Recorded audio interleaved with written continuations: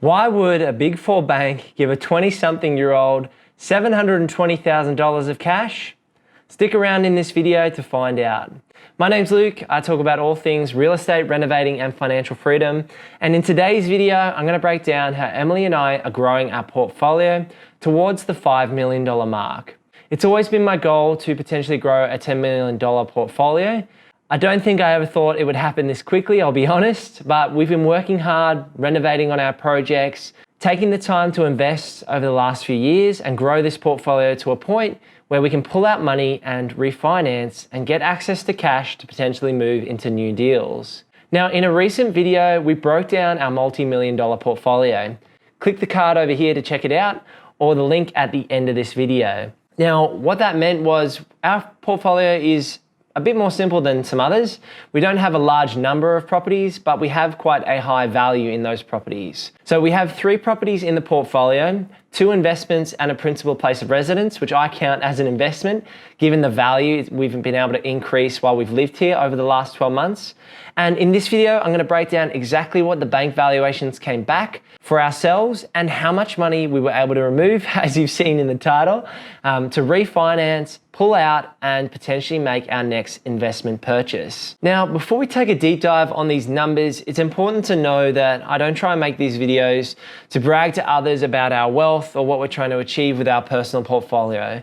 The idea is to show others out there that you can potentially grow a portfolio by taking a considered approach over a long period of time. We're buy and hold investors for the long term.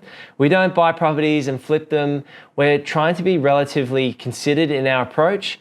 And the idea of documenting this on the YouTube channel is to help others out there who potentially want to grow their own portfolio or learn about the process and implement this strategy over a long period of time. So let's take a look at property number 1, which was a Queenslander that we first bought back in 2018. Now, we purchased the property for $801,500, and the valuation we got from this Big Four bank in our recent refinance was $1.25 million. Now, after taking into consideration the debt that we had on that property, we refinanced that property at an 80% investment loan, and that gave us $290,000 of additional cash to potentially make our next investment purchase. So we've gotten $290,000 out of property number 1, but we're not going to go out there and buy a Lamborghini or a Ferrari. We're going to go and invest that money into more assets to grow our wealth and grow our property portfolio. Now, why would the bank trust us with that? We've obviously given them a lot of financial data in accessing our bank accounts and looking at our history and our work history. And we've also been able to show them that over time, we've been considered in our approach and we are diligent in saving money and investing it for the long term. So that gave the bank comfort that we weren't going to go out there and blow the money on a big trip or a car, even though we technically could use that money for those purposes. That's why the bank was comfortable to give us this money to make another investment purchase. Moving on to property number 2, we bought that property for $544,000, and the valuation came back at $770,000. Now, a little tip at this point to keep in mind was the bank asked us what we thought the properties were worth. And I know that bank valuers always come in more conservative than what you tell the bank. Now, this doesn't always happen, but we've definitely seen this through experience, is that the bank will ask you for what you think the property's worth, and then the valuer will get that information as part of their due diligence. Now, a few years ago when we'd done a renovation, we spent maybe $30,000 on this property that we're talking about now. So we bought it for $544,000, spent about $30,000, and we were looking to refinance some money back out and potentially grow our portfolio at that point in time too. Now, I made a mistake at that point in time of underestimating the value of the property. I said to the bank, I think that it's probably worth about $595,000. In reality, it was probably worth closer to $630,000 or $640,000. And that's what experience gives you over time. So this time around, we made sure we asked and said that the property was worth $800,000 in today's market, knowing that the valuer was likely to come in at a lower number. Now, like I said, this doesn't always happen, but we did this across each of the 3 properties. Property number 1, we asked for 1.3.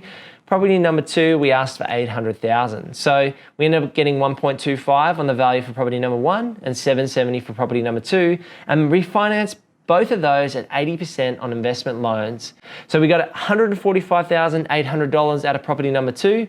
So that gives us a combined total of $437,000 so far to potentially make our next investment purchase. Now, this is where it comes to property number 3, which is this triple Gable Queenslander I'm in at the moment. Make sure you check out our renovation series if you haven't seen it already.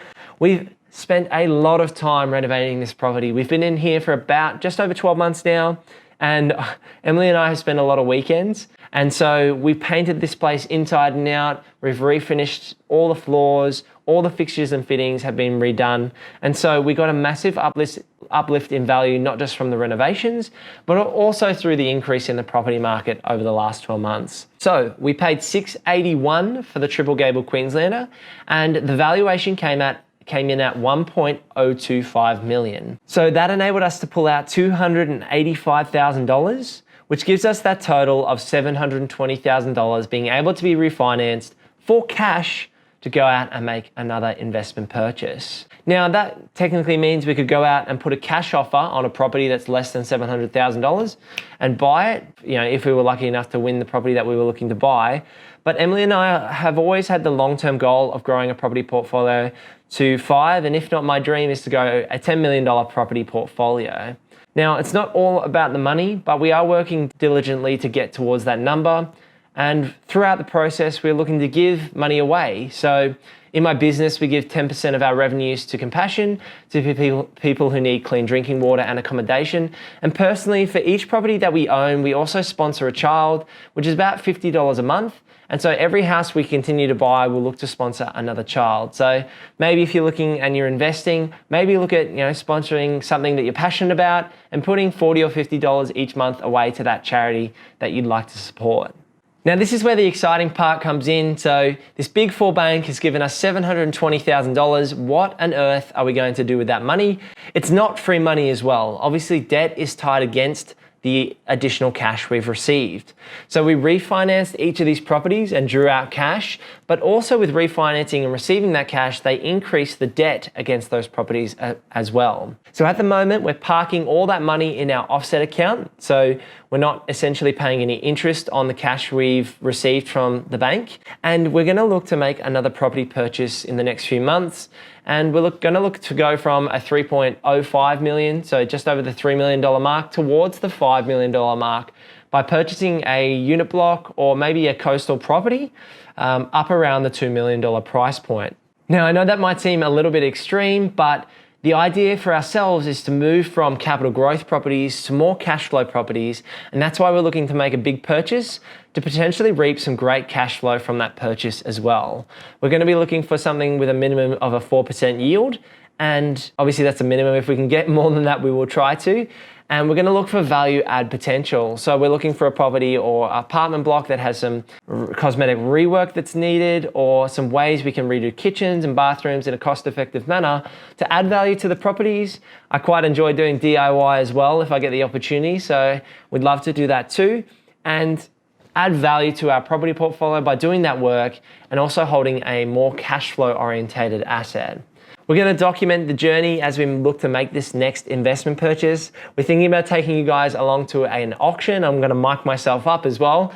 So if you're looking forward to seeing that and you found some of this video useful or any of it at all, drop a like on this video. It really helps me out with the channel. Subscribe to the channel as well. And check out this video over here if you'd like to see our multi-million-dollar property portfolio broken down.